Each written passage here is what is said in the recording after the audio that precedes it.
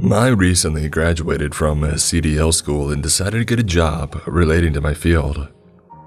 After applying to every job that involved driving large vehicles that I could find, I got a reply about an hour later for a bus driver position at Frederickson High School. The message read, "Hello, George. We have reviewed your application and have decided that you would be perfect for our position. Your first day will start tomorrow. Your bus's number is 458, and it is located at a bus yard on 207 Riverside Street. You can arrive at the bus yard at any time, but please arrive at the school before 4 a.m. This is when these students get dismissed. Once these students enter the bus, you can deliver them to their 5 stops on Old Military Road." Ernest Fredrickson, principal of Frederickson High School. I was a bit confused on why there was no interview, but nevertheless, I took the job anyway, not wanting to look at what I thought was a gifted horse in the mouth. I also thought that it was weird that these school hours took place during the night, but I assumed that the school operated at 24 hours a day, dividing students and teachers into 4 groups for each shift to follow social distancing guidelines, or just for efficiency in general. At around 3:15 a.m., I got into my rusty 1974 Ford F-250 and drove to the address listed in the message. It wasn't that far away, about a 15-minute drive. I arrived at a vehicle gate next to a guard shack. The bus yard consisted of a flat slab of dirt with several buses parked at the back, with a large space in the front to allow for maneuvering the buses into the spots.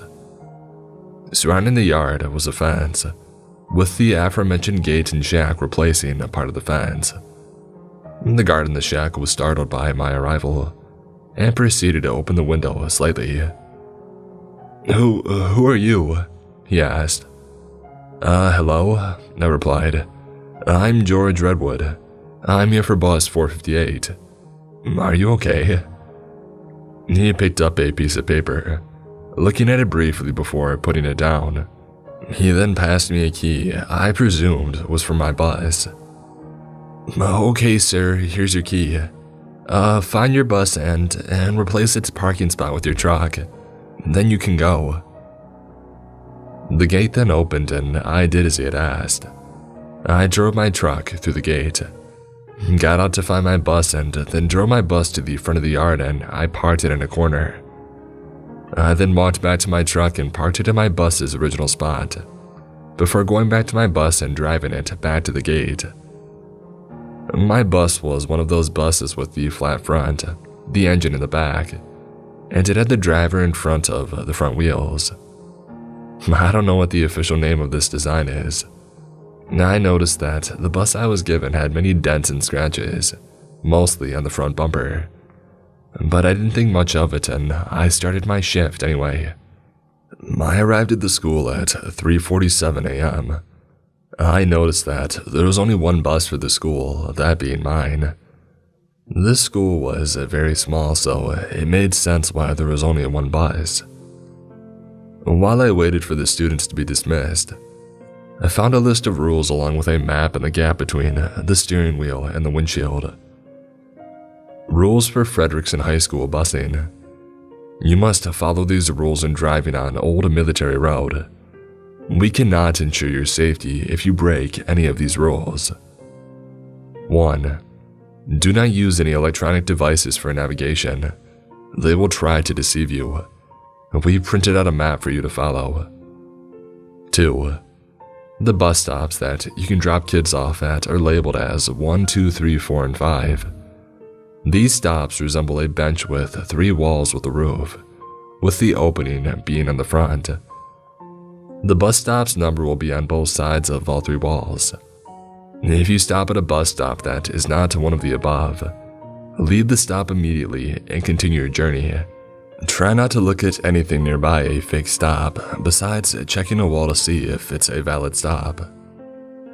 3. The road is supposed to be very old, windy, and unmaintained. If the road suddenly changes to a straight road that appears to be newly paved, and the scenery starts repeating. Immediately slam on the brakes and turn around before it's too late. Once the road starts curving again, and the straight part is no longer visible, you can turn around and continue your journey. If turning around is not possible, shift the bus into reverse and drive until you either find a place to turn around or the road returns to normal. 4. If the road reaches a dead end, turn around or reverse until the end of the road is no longer visible, similar to Rule 3. 5. If the road merges with another road, remember which side you came from. This will be important if you have to turn around. Do not drive on the road that you did not come from. 6.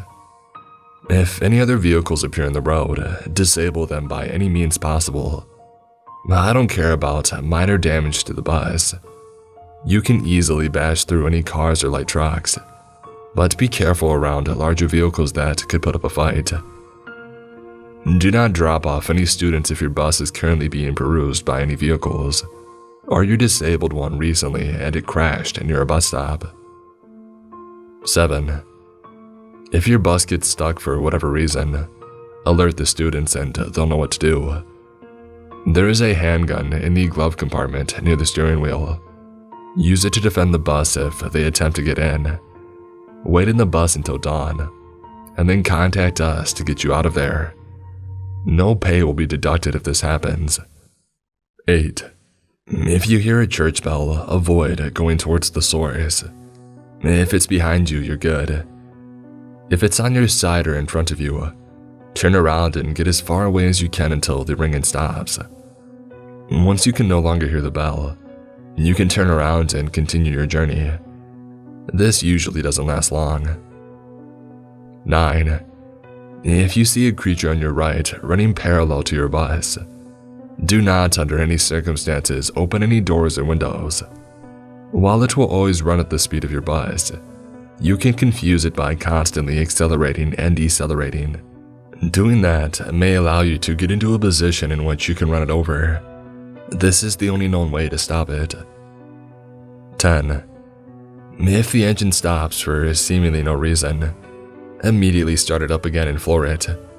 Do not look at what is behind the bus. If that doesn't work, refer to Rule 7 for everyone's safety. 11. If you see a human on the road, run it over, even if it resembles a loved one. It's not a human. If you fail to run it over, skip any remaining stops and return to the bus yard as quickly as possible. Do not, under any circumstances, open any doors or windows. If you have to turn around for whatever reason, do so as quickly as possible. Despite the fact that you likely won't see it again, it is still following you. Once you arrive at the bus yard, alert the guard.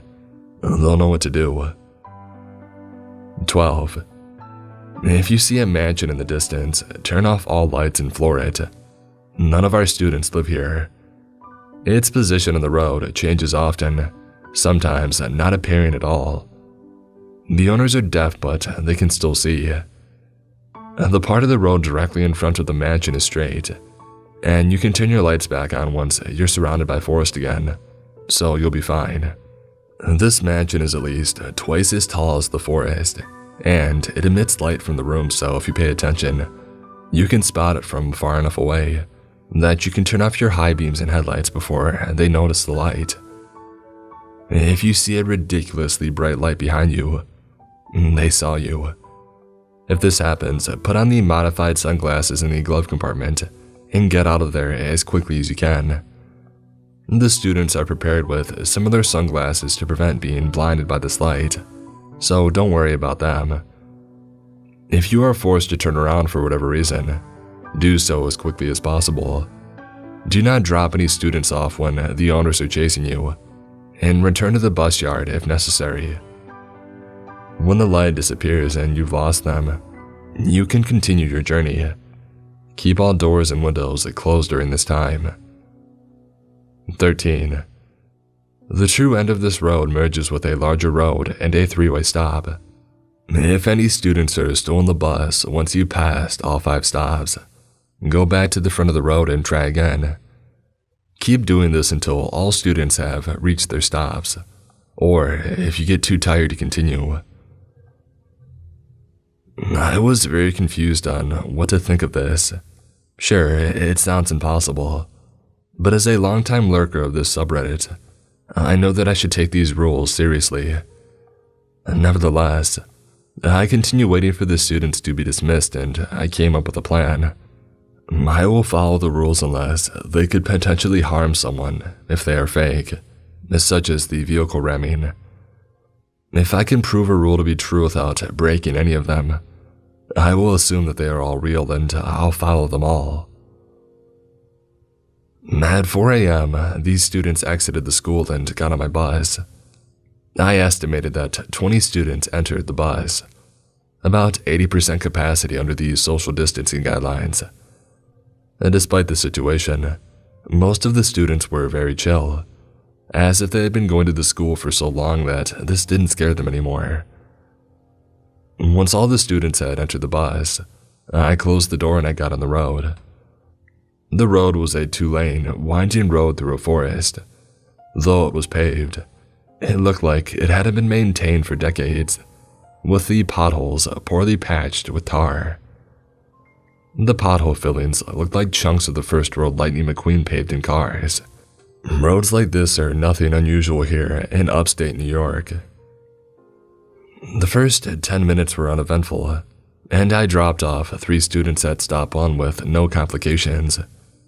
That was until I heard a student scream, "They're here!" I looked in the left mirror and sure enough, I saw a pair of headlights in the distance. Rule number 6. If any other vehicles appear in the road, disable them by any means possible. I accelerated the bus, but the pair of headlights accelerated faster. It caught up to me in a matter of seconds and it started tailgating me. It got so close that the headlights were no longer visible from the rear window, but I still knew it was back there. "Oh, what is happening?" I yelled to the students. Even though I knew exactly what was going on, I was still hoping that this was all a joke. Several students replied at once, but I couldn't decipher what any of them were saying. "Should I brake check the vehicle?" Every student replied, "Yes," and so I did. I slammed on the brakes, causing my bus to come to a halt within seconds. I heard tires screeching coming from both vehicles, shortly followed by a loud crunch from the back of the bus. I then accelerated the bus, looking out the rear window to see the vehicle behind me had stopped chasing me.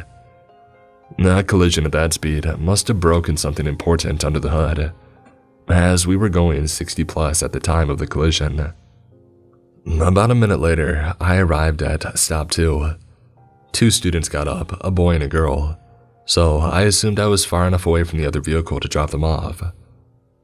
I opened the doors and they were about to step off until we noticed our mistake. That wasn't stop 2. It was stop Z. Rule number 2. The bus stops that you can drop kids off at are labeled 1, 2, 3, 4, and 5. If you stop at a bus stop that is not one of the above, leave the stop immediately and continue your journey. I immediately sped off, closing the doors while the bus was already moving. The 2 students were still at the front of the bus, grabbing the railing to avoid falling due to the dramatic acceleration. Not even a second after I closed the doors, I heard demonic screeching from my right. "Driver luck," one of the students yelled. She was pointing at the doors, revealing that something had managed to get a part of itself wedged between the doors. As I had to focus on the road, I didn't have much time to look at it, but I was still able to catch a glimpse of whatever she was pointing at. It looked like an arm of a massive gingerbread man, except it reflected no light. I could hear whatever that arm was attached to being dragged across the asphalt, sounding like a mix of wood and metal. I briefly opened the doors, causing the creature to lose its grip and fall to the ground. "What the heck was that?" I asked the students who were still on the staircase. "I don't know," replied the female student. "I've seen that thing a few times. The fake bus stop is fairly uncommon. It usually happens at least once a month, but the creatures usually don't get to the bus in time anyway. The male student returned to his seat. This event somehow made me come up with a question for the female student. Actually, how long have you been here? I have lived here since I was a baby. Every house here has its own set of weird rules, but it's all my family could afford. So we've been living together ever since. Oh, and what's your name? She added. George, and you? Angela. Oh, okay. Would you mind staying up here so we can... This is the police. Stop your vehicle immediately. A masculine voice yelled through a megaphone. The voice sounded like a pathetic attempt to be a human. It sounded like the sentence was put through a text-to-speech software and blasted out of a megaphone. I was so into my conversation with Angela that I was completely oblivious to the police cruiser in the left lane. The other students were also distracted by us, so they were unable to warn me like they did last time. I slowed down my bus, causing the cruiser to start passing me, intending to do a pit maneuver once it was in position. But what I saw in the cab will haunt me forever. The two creatures inside were vaguely humanoid, enough for them to operate a motor vehicle designed for humans. They looked like the creature from Venom, but covered in bluish black scales, as if they were reptiles.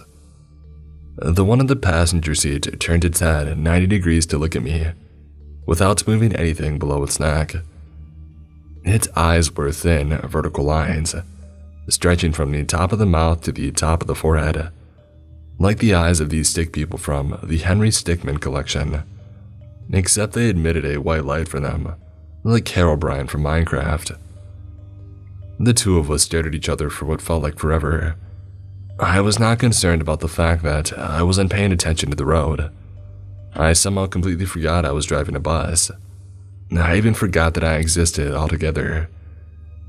The entire concept of anything I was looking at vanished from my mind, as if I was in the latest stages of dementia. All I knew was the bright light emitting from the creature's eyes. After an unmeasurable amount of time, we broke eye contact with the cruiser and got stuck between a rock and a school bus. I immediately regained the concept of existence and realized what was going on. The bus had been going in a straight line, but the road wasn't straight, and the bus had been veering into the left lane this whole time, until the bus was pushing the cruiser against the cliff on the left. This caused the cruiser to come to a halt almost instantly. I immediately got back into my lane to avoid meeting a similar fate to the cruiser. "You're finally back!" Angela screamed inches from my face. She got down and cried on the floor while repeating the same sentence multiple times through sobs. "How long was I staring at that thing?" I asked her. She just cried harder. "Oh, okay," I said awkwardly. There's a tissue box between the dashboard and the windshield. You should probably take off your mask until you're done crying." I wanted to comfort her, but I had no idea what I was supposed to do in this situation. So I just let her cry on the floor while resting against my right leg. This usually works for me when I'm having a breakdown, but I have no idea how neurotypical brains work, or if Angela is neurotypical in the first place. Less than a minute after the crash, I arrived at stop number 3. 2 students got up to exit, so Angela got out of the way so they could get off at the stop and begin their trek down the ominous path beside it. As I left the stop, Angela answered my question from earlier. "You were looking at that thing for like 5 minutes," she said, "and you were so stiff that I couldn't do anything. I couldn't access the brakes. I could barely move the steering wheel. At least your foot wasn't on the diesel." I laughed. I just call it the accelerator, which is stupider, calling a liquid fuel gas or calling the accelerator the gas. I guess we should pay attention to what's going on around us so something doesn't sneak up on us like last time. Good idea. Well, I'm going back to my seat so I don't get yeeted through the windshield. But if you need any help or have any more questions for me, just call me and I'll come right back up here. All right. Minutes later, I heard clunking noises from the back of the bus. Before any of us could comprehend what was going on, the engine stopped. Rule 10. If the engine stops for seemingly no reason, immediately start it up again and floor it. Do not look at what is behind the bus. If that doesn't work, refer to Rule 7 for everyone's safety. I desperately tried to start the engine, but it was no use. The bus was still gliding down the road because of inertia, but I could barely move the steering wheel. Power steering was disabled when the engine turned off. The road was still relatively straight, enough for me to stay on the road with my very limited steering. But if I encountered a curve, I would have to stop the bus and execute Rule 7. The rules implied something behind the bus managed to turn off the engine, and that's when I noticed a pair of headlights suddenly appear behind me. The unseen vehicle went into the left lane and accelerated until it was beside me. It was the cruiser from earlier. Those guys had turned off their lights and followed my taillights to navigate the road. I immediately stopped looking at it to avoid it being hypnotized again. After holding down the starter for about 10 seconds, the engine finally came back to life and I floored it. The cruiser noticed this and accelerated. Now that I've got my powered steering back, I blindly swerved into the left lane while staring directly ahead. I heard a loud crunch from my left. I looked into my left mirror and saw that the cruiser was no longer following me. The entire chassis was bent with the corner of my bus collided with the back right door. The things attempted to hypnotize me through the mirror, but they were too far away at this point to affect me. Seconds after the crash, I saw stop 4 on the right, but skipped it because the cruiser was way too close to it. The hill was still on the left, but the area on the right was flat enough to fit a few houses. These houses were fairly large, probably about 2,500 square feet on the top 2 floors, and an unknown amount of space underground if they had basements. I remember stop 1 and 3 didn't have any houses visible from the bus stop, so this was the first time I got to see the houses. As I passed the houses, I decided to ask a few questions to the residents. Can someone who lives at stop 4 come up here for a moment? I have questions about the houses. A boy from the seat behind me came up. How much does it actually cost to live here? But before I could say anything else, I saw an old man with a cane slowly cross the road. Rule 11. If you see a human on the road, run it over, even if it resembles a loved one. It is not a human. I already had enough faith in the rules at this point to know that it was not a human, but the screeching he made when I ran him over further enforced it. After a short pause, the boy answered my question. $50 a month, for me at least. And yes, we have rules just as weird and terrifying as the ones in here. Oh, wow. It's not as much of a bargain as it sounds.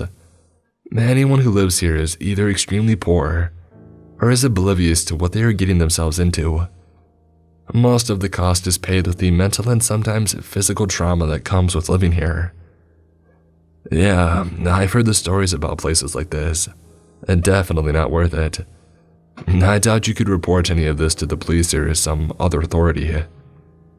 My family actually did have to call 911 once. We told the operator that some dude with a gun was in our house. Nobody believes the officers that showed up and forced Fred, the creature that terrorizes the residents at Stop 4, to retreat back to the forest. Maybe we could tell you our story sometime. Yeah, maybe.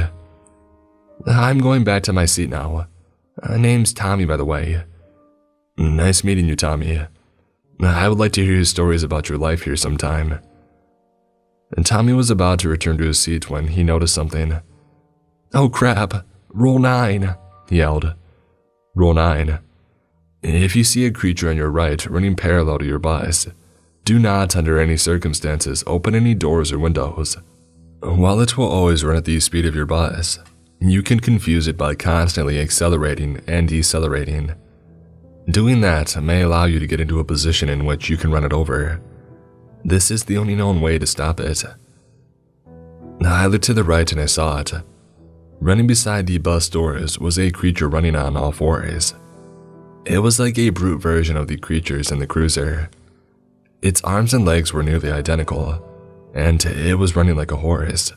The bus was going 40 miles per hour at this point, a very appropriate speed for this road. I sped up, but so did it. Tommy quickly ran back to his seat as the bus was starting to become unstable as I drove way too fast for this road.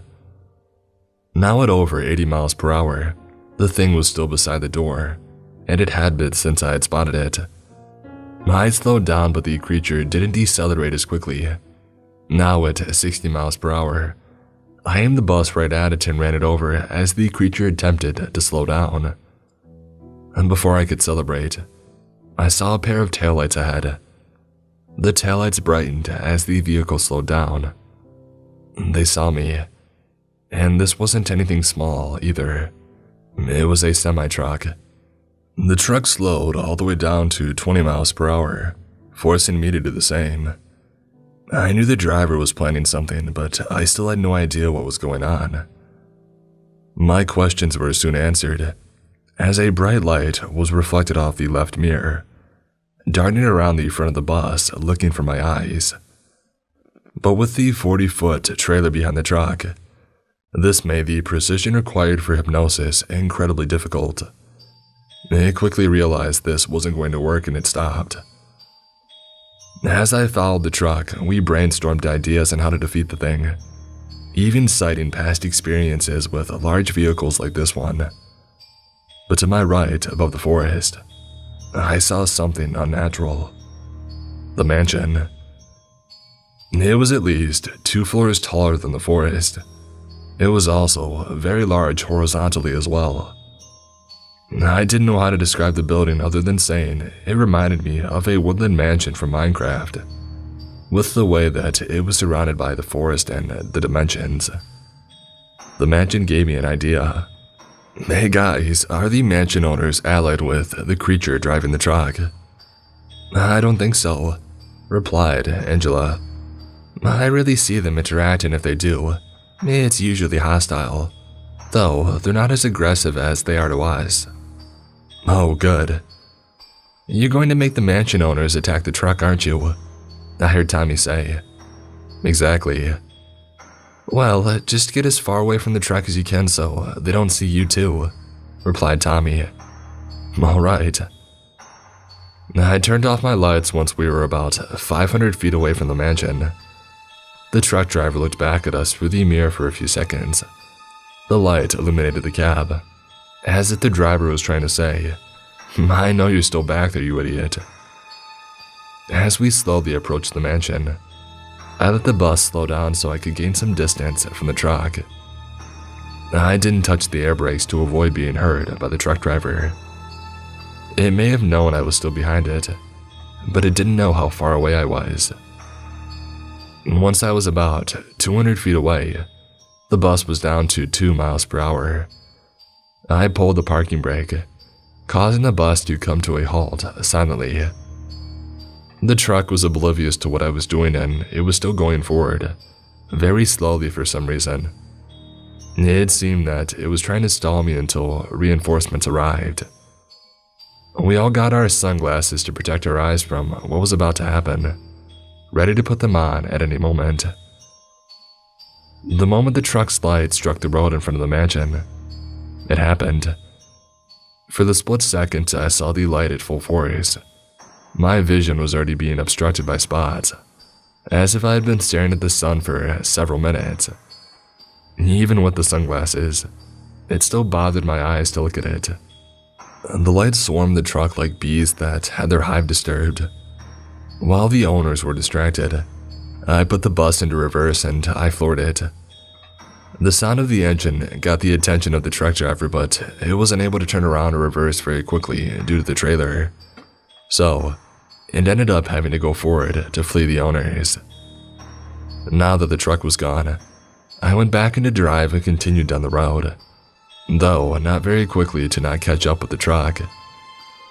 I slowed down even more so I could get a better look at the now vacant building. The front of the mansion had wooden walls with a concrete base. There is a hole in the front with many equally sized rooms, with one window across the walls. Each room was illuminated by light bulbs on a chandelier. The rooms had a wide variety of contents. Some looked natural, some looked weird, and some were disturbing. One room looked like a kitchen, one like a bedroom. One was almost completely filled with a pile of wires. One was a prison cell. One had tens of black cats inside. And one had a floor covered in spikes with doll heads on them. How original. The room full of cats caused me to stop the bus. "Why is there a room full of cats?" I asked the students. "A room full of what? They have cats," Tommy replied, who was in the seat directly behind me. "I don't think we've ever gotten a good look at the mansion before. This is the first time someone managed to distract the owners," another student replied. I pulled the parking brake and I got out of my seat. "I want to investigate the cat room," I told the students. "Go to the window, but don't enter the mansion. Just don't," the same student from earlier had replied. "And park the bus right next to the window," Angela added. "Wait, hold on. What is your name?" I asked the anonymous student. "Oh, I'm Joseph." "All right, good to know." I then did what Joseph said. I positioned the bus so that the doors were right next to the window of the cat room. I got out and I peered into the room. Cats everywhere, very malnourished, and the smell was rough.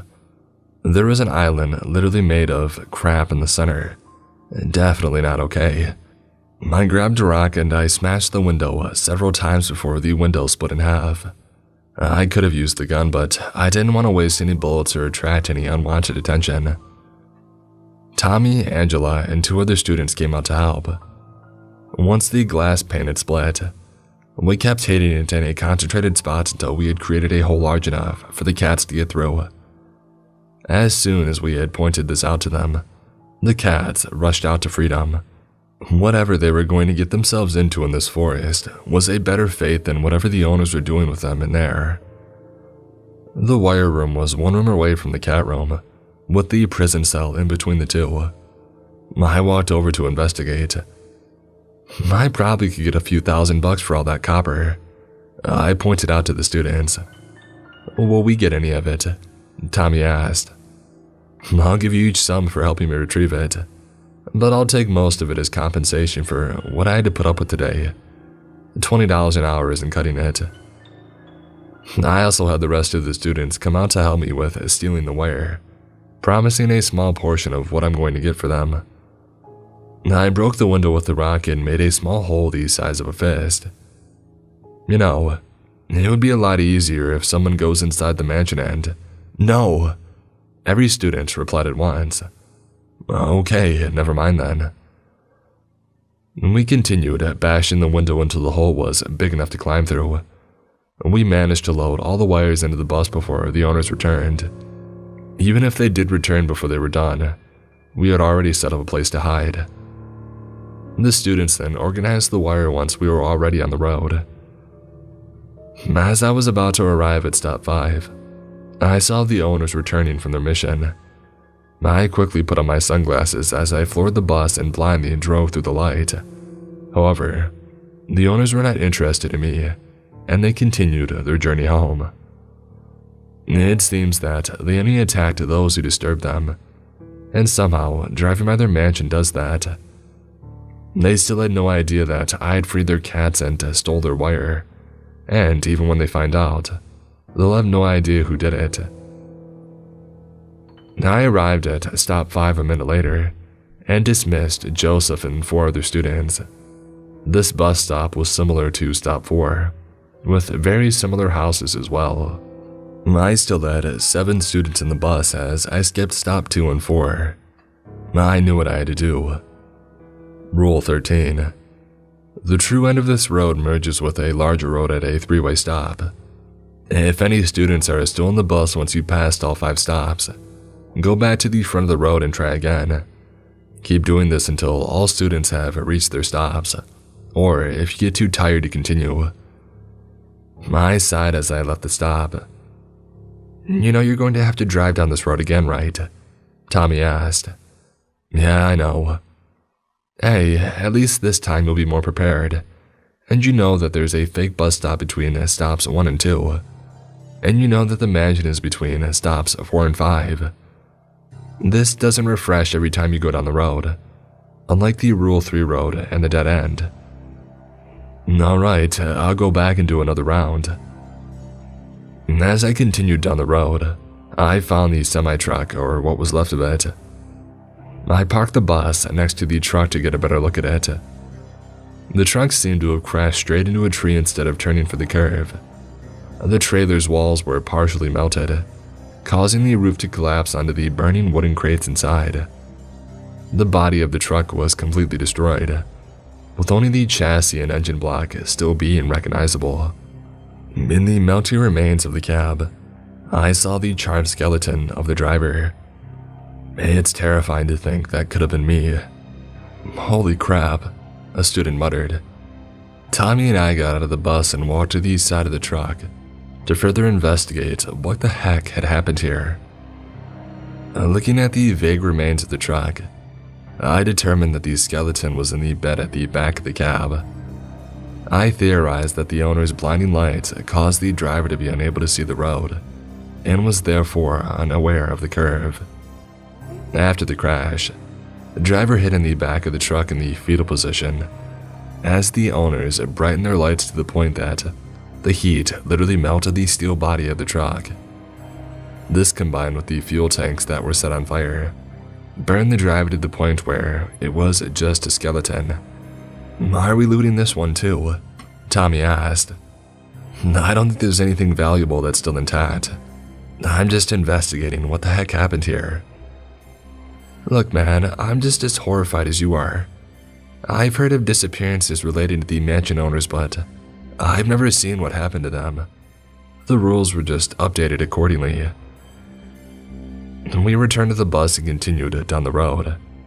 I found the end of the road and made a left turn onto Route 3, intending to go back to the beginning of Old Military Road. Not long after I got on the road, I heard a student scream. What the? She was interrupted by her own choking. George, stop the bus now, Tommy instructed, as if I wasn't already doing that.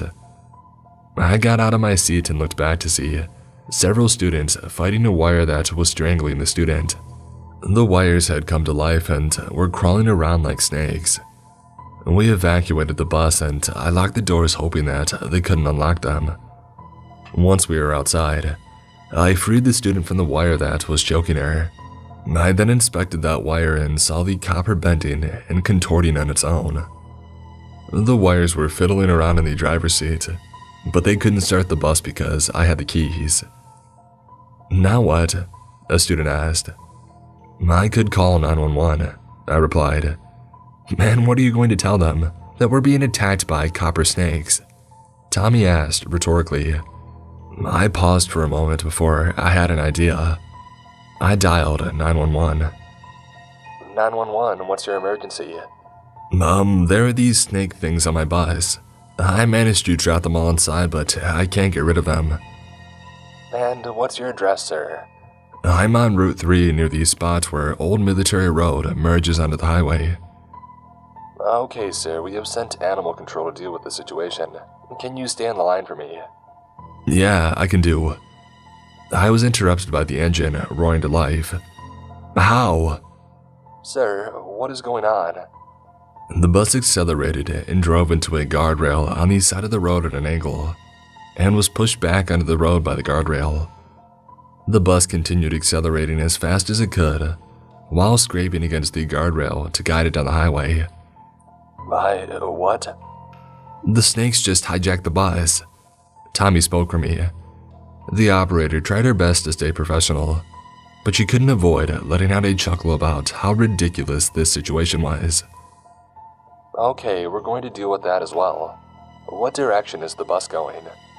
It's going east, but is scraping against the guardrail to guide it down the road. Alright, sir. We've dispatched several units to close the road until the runaway vehicle is stopped. Do you need a ride? Yes, ma'am, but there's 8 of us. I'm a school bus driver. That's fine. We can dispatch 3 units to take you to your destination. Oh, okay, thank you. You're welcome, sir. A few minutes later, 3 police cars arrived. I told the officers to take us back to the bus yard. As we drove down the highway, we found the bus. The wires had figured out how to use the steering wheel, but still had no idea what they were doing. They were swerving all over the road attempting to not scrape against the guardrail. I don't think they had any other perception of reality outside of touch. Multiple police cruisers and even a SWAT truck were chasing the bus at this point. It seemed that police from nearby towns were called in to help with this pursuit. Once we had passed the bus, the officer in the vehicle I was in interviewed me as we traveled to our destination. Sir, how did these snakes get into your bus? I was at a bus stop when they somehow snuck in and tried to choke out one of my students, and we had to evacuate the bus so I could free the student from the snake that was strangling her. I partially lied. Why did you and your students evacuate the bus? Well, I didn't want to be attacked by the snakes as I fought the snake that was strangling one of my students. There were like 50 of them, so if I stayed in there, all of us probably would have been strangled to death. We arrived at the bus yard a few minutes later. I thanked the officers and I went to the guard. The officers then turned around and drove back to help pursue the bus. Hey guard, it's me again. The guard paused whatever he was doing on his phone and he studied me for a moment. Oh, hey George, where's the bus? Oh, it was stolen by copper snakes. Yeah, of course they did. These jobs are weird as heck. Wait, you too? Yeah, come in, I want to show you something.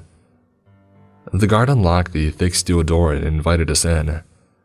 The shack had a desk against the back wall and an office chair facing the table, while also being next to the window on the wall to its left. Above the desk was a wall of 6 monitors on the back wall, each displaying the input of a camera somewhere in the yard. The desk had a laptop on it in front of 2 of the monitors, though those monitors can be seen if the laptop is closed. The shack was large enough for all of us to fit inside, though it was still a bit cramped. He picked up the paper I saw him look at when I first got here. Rules for Frederickson bus yard guarding. You must follow these rules when guarding the bus yard. We cannot ensure your safety if you break any of these rules. 1. Only the following people are permitted to enter the bus yard: Ernest Frederickson, Anna Evergreen, Harry Williams, George Redwood. If someone arrives that identifies as someone not on this list, hold them at gunpoint until they leave or you have to shoot them to defend yourself. 2. If a bus or other vehicle in the yard starts its engine for no reason, close the metal shades on the window and wait until it turns off. It may attempt to accelerate, but all buses and vehicles should be in park, so this won't work. Do not, under any circumstances, make your presence known until the engine stops.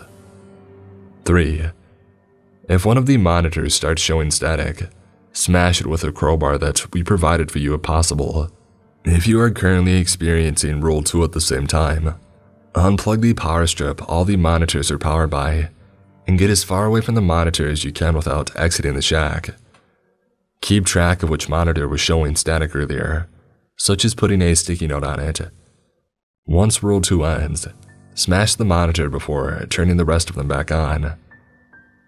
4. At any time, a man may show up thinking your shack is a snack bar. Give him something to eat, or you'll be the snack. If you cannot give him a snack due to Rule 2, call us and continue hiding until we've dealt with the situation. 5. If the sun turns red, don't look at the sky for a prolonged period of time. You won't die, but the red sun will literally destroy your retinas if you look at it for more than a few seconds. The same may happen if you look at the sky, though it'll take a little longer. Both of these are safe to look at through a camera, and pictures taken of the sky or sun cannot harm you, but they can damage the camera similar to how they can damage your eyes. 6. Don't sleep on the job, just don't. If you get too tired to continue your shift, alert us and we'll send someone to take your shift. Only leave once your replacement has arrived. Do not trust your peripheral vision if this happens. 7. If you see a shadow figure roaming the nearby area, pretend that it doesn't exist. Do not let it know it has physically entered our world. 8. At around 3 a.m., your mother may show up and ask you about your job. She'll look like she does in the present, but if she's dead, she'll look like she did shortly before her death. If you're adopted, your biological mother will show up and act like she knows you.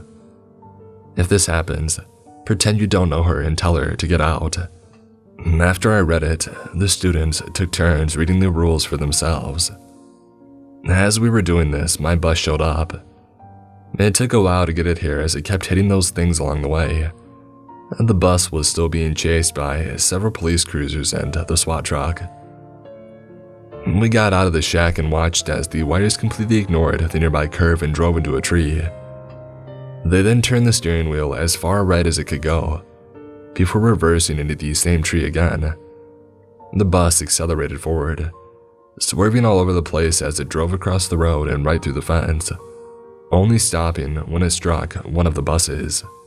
The wires paused for a moment before they were about to continue their reckless journey. However, the hood was still open from when the engine was disabled by the creatures from Old Military Road. So, one of the officers pulled out a shotgun and shot the engine repeatedly.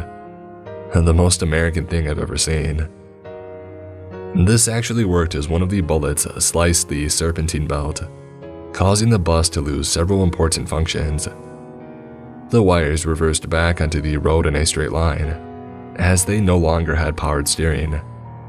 It continued driving, but it couldn't do much due to the lack of powered steering, and the engine eventually overheated and stopped right before it struck that same tree again, this time causing it to fall over and collapse onto the roof of the bus. As the wires were trying to figure out what was going on, the officers investigated the bus. The guard, the students, and I got closer now that the bus could no longer run us over. The officer that had interviewed me earlier saw us approach the bus. "You call these things snakes?" he asked me rhetorically. "If I told you my bus was stolen by giant copper worms, you would have not believed me," I replied. "Yeah, good point. So now what?" "I don't know, they seem stuck in there, so we might just leave them in there and tow the bus." I was about to reply when the officer's radio received a message. "Philip, an armored truck got on the road and is going westbound towards your location." "Sarah, weren't you blocking one of the entrances to the road?" "Yeah, but the vehicle drove over my car and got on the road. It's that big. I think it's one of those marauders from that Top Gear episode." The rest of the officers were now gathered around Philip to hear what Sarah was saying. "I wasn't in the car though. I was telling the driver why the road was closed when he drove over my car right after I told him why." "Alright, copy that." Philip ended the call. "Yeah, you know what you said. Use your vehicles and the bus to form a barricade. This won't stop the truck, but it'll delay us long enough to open fire on it." The truck eventually showed up, and it was indeed a black marauder. The marauder was being chased by even more police cars. A police helicopter was hovering far above us now. The car barricade would stand no chance against the marauder. The truck stopped, coming to a halt a few yards from the barricade, not because the barricade would stop it, but because the driver found what he was looking for: the bus. It was clear that the driver was looking for the wires, implied by how swiftly he got on the road after Sarah informed him why the road was closed. The officers took one look at the vehicle and knew they were screwed. The helicopter descended and hovered next to the marauder, but fled when it started being shot at by a man in the passenger seat. I noticed that it was actually a news helicopter, which explains why it did that. One of the officers called the dispatcher. "We're going to need backup. Send in the US military. There's no way we can force the driver to get out." The driver got on the truck's intercom. "This is the Red Moth auction hall. One of our clients reported an item stolen. We are here to retrieve it." Another officer grabbed a megaphone from her car to join the amplified shouting match. "Sir, that does not justify running over an officer's vehicle and evading the—" "Yes, it does. You wouldn't understand." While this was happening, a blue 2010s Ford pickup along with a police cruiser escorting it arrived at the bus yard from Riverside Street. The truck drove through the hole created by the bus and stopped beside us. And the officer in the police cruiser went to join whatever was happening at the intersection. An old man was inside the truck. Despite his age, he stepped out of the truck with ease. "Rough first day, huh?" he asked me. The guard and I stared at him in confusion. The students stared at us in confusion, giving us a look that said, "Wait, you don't know this guy." After an awkward moment of silence, the man identified himself. "Oh, I'm Ernest Fredrickson, the dude who hired you. Sorry about that." Not knowing who this guy was, a million questions went through my head. But before I could ask any of those questions, the driver of the Marauder opened his door to throw grenades at the officers. But he made a fatal mistake. Either he didn't notice us standing 20 feet away, or he didn't expect us to intervene. This is when I leapt into action. I grabbed the guard's hand and we ran to the truck. Ernest pulled out his firearm and joined us. The driver noticed us and quickly threw the grenades he already activated in advance, and he tried to close the door. But before he was able to, I managed to get my left wrist stuck between the door and the wall of the truck, stopping the door from being closed. The driver attempted to repeatedly slam the door on my wrist, hoping that I would remove it because of the pain, but I didn't. While this was happening, the guard and Ernest opened fire at the driver. About half the bullets struck the door, but the other half managed to get into the cab, and most of those hit the driver. We ripped the door out of the dead man's grip and I climbed into the truck to unbuckle his seatbelt, so we could remove the body from the seat. But when I climbed under the seat of the truck, I found another man in the passenger seat, with the exact same attire as the driver, that being what seemed to be a black version of what the US Army wears. I noticed that he had a rifle, so I was forced to shoot him to avoid being shot myself. All of this happened in less than 10 seconds. The grenades the driver threw earlier landed behind the barricade and blew up, injuring several officers. Some of these surviving officers tended to the injured ones, while the rest came over to the Marauder to inspect it. The three of us returned to the yard where the kids were. Shortly after the officers had entered the Marauder, the back doors opened and 8 men rushed out of the truck. They all had the same attire as the 2 in the front, and 3 of them had briefcases for some reason. 5 officers chased them on foot. We all thought this was the end as none of them had any weapons. Or at least we thought. The one with the briefcases stopped for a moment and threw their briefcases at the officers. One of them had managed to strike an officer, knocking him to the ground. But the briefcases had another use other than being a projectile. Because as the officers passed them, they were detonated, causing a massive explosion. Chunks of briefcase were flung outward, functioning as shrapnel. One of them hit Tommy, 2 hit the girl who was being strangled by the wire earlier, 1 hit Angela, and 2 more hit each me and Ernest. Luckily, we all survived with minor injuries. When the smoke cleared up, we saw the scene that lied before us. The Marauder suffered very little damage and the bus's body was heavily damaged but still intact, including the windows. The windshield was struck by 4 briefcase chunks, leaving spiderweb cracks where they collided with the windshield. The body of the police cars were ripped apart from the force of the explosion, and the fuel tanks were spilling gasoline all over the road. Even the traffic lights at the intersection were bent. The 7 ambulances arrived from Riverside Street, intending to treat the officers injured by the grenade explosion, but found far more than they had bargained for. But in a dark twist of irony, this was still enough ambulances to transport the surviving officers to the hospital. Out of the 8 men in the back of the Marauder, 5 of them survived with minor injuries. The other 3 were dead or seriously injured. All 7 of the kids hid in the guard shack as the guard Ernest and I approached the group with our weapons drawn. As soon as they saw us, the healthy ones dropped their injured comrades and fled down Route 3 on foot, in the same direction the Marauder came from. The 3 of us chased them and managed to shoot all 5 of them. We walked back to the yard and saw a man talking with the paramedics. "What do you mean? The snack bar is right there. What do you mean it's not open?"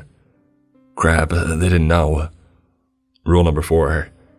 At any time a man may show up thinking your shack is a snack bar, give him something to eat or you'll be the snack. If you cannot give him a snack due to Rule 2, call us and continue hiding until we've dealt with the situation. We continued approaching the ambulances, but still try not to attract the man's attention.